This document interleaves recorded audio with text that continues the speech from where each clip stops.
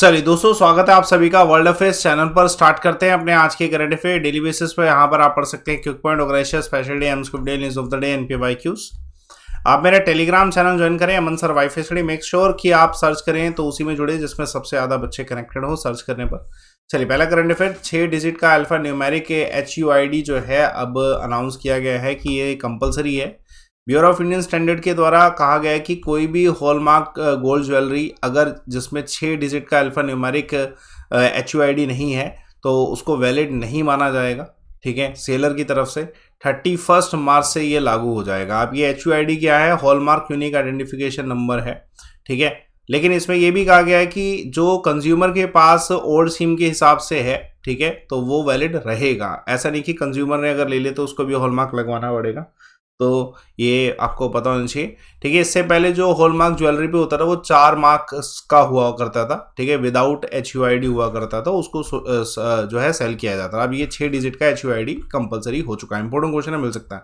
इसको पूरा जानेंगे कि BIS ने क्या क्या रूल्स बना रखे हैं पहले से। ठीक है, पहले एक क्वेश्चन कि इसमें से कौन से ऐसे रूलर हैं, ठीक है, जिन्होंने एस्टेब्लिश किया था बीजापुर? तो आंसर कमेंट बॉक्स पे दीजिएगा। चलिए, हॉलमार्किंग स्कीम जो ज्वेलरी से संबंधित है वो BIS ने 2000 में स्टार्ट करी थी, वर्ष में।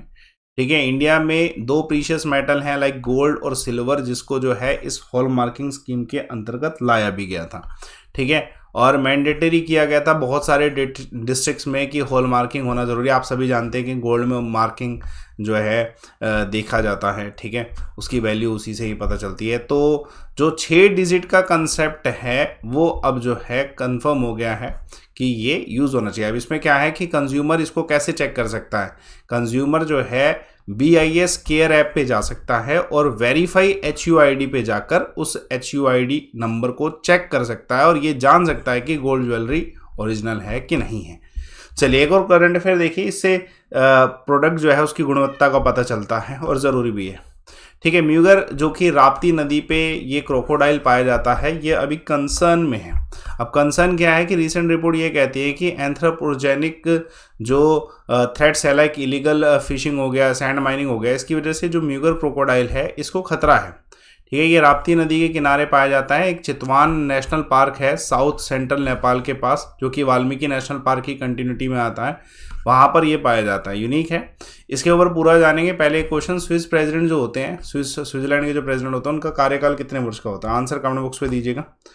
चलिए, तो जो CNP है, ये जो पूरा नेशनल पार्क है, इसकी स्थापना 1973 में हुई थी। नेपाल का ये फर्स्ट नेशनल पार्क भी है। ये क्वेश्चन इंपॉर्टेंट है।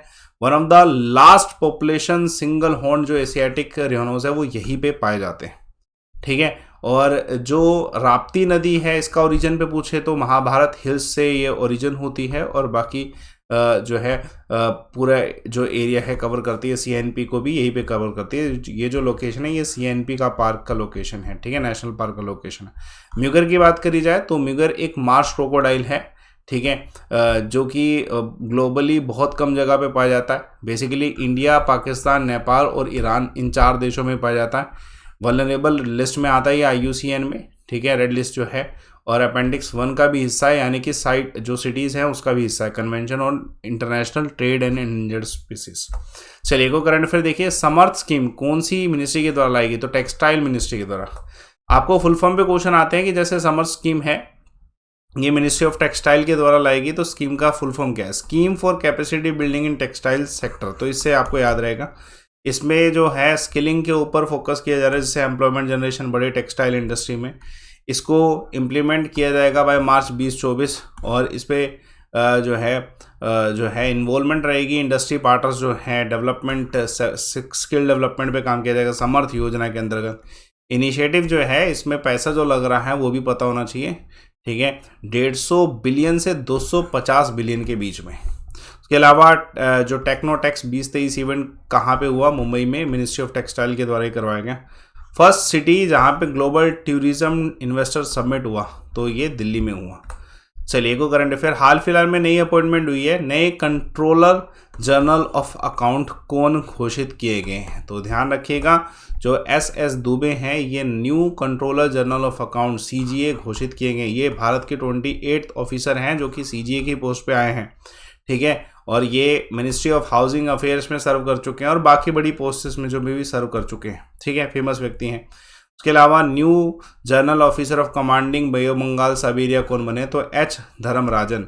उसके अलावा मॉनिटरिंग कमेटी जो रेसलिंग फेडरेशन की, उसमें किसको इंक्लूड किया है, Babita Phogat. Very very important question. हाल फिलहाल में कौन सी शिप है जिसने इंटरनेशनल मैरीटाइम एक्साइज, जिसको क्यूटलस एक्सप्रेस 2023 भी कहा जाता है, मतलब इस साल का जो हो रहा है उस हिसाब से, ठीक है, 23 कहा जा रहा है, तो INS त्रिकंड ने पार्टिसिपेट किया। अब ये एक्सरसाइज वेरी इंपॉर्टेंट, क्योंकि इंडिया जो है पहली बार, फर्स्ट टाइम इंडियन नेवी जो है IMX में पार्टिसिपेट कर रही है, यानी कि इंटरनेशनल मैरीटाइम एक्सरसाइज क्यूटलेक्स एक्सप्रेस 2023 पे पार्टिसिपेट कर रही है। ये कहाँ पे हो रहा है, गल्फ रीजन में हो रहा है। इंडिया की तरफ से INX त्रिकांत के द्वारा पार्टिसिपेट किया जाएगा। ये दुनिया की one of the largest multinational maritime exercise है पूरी दुनिया में, ठीक है, नेवीज की जो होती है। होम मिनिस्टर अमित शाह के द्वारा प्रेसिडेंट कलर्स अवार्ड हाल फिलहाल में किसको दिया, पहले ये केरला सरकार को दिया गया, तमिलनाडु को दिया गया था, अब ये लेटेस्ट अपडेट हो गया है कि आप ये हरियाणा पुलिस याद रखें, ये हरियाणा पुलिस को दिया गया है।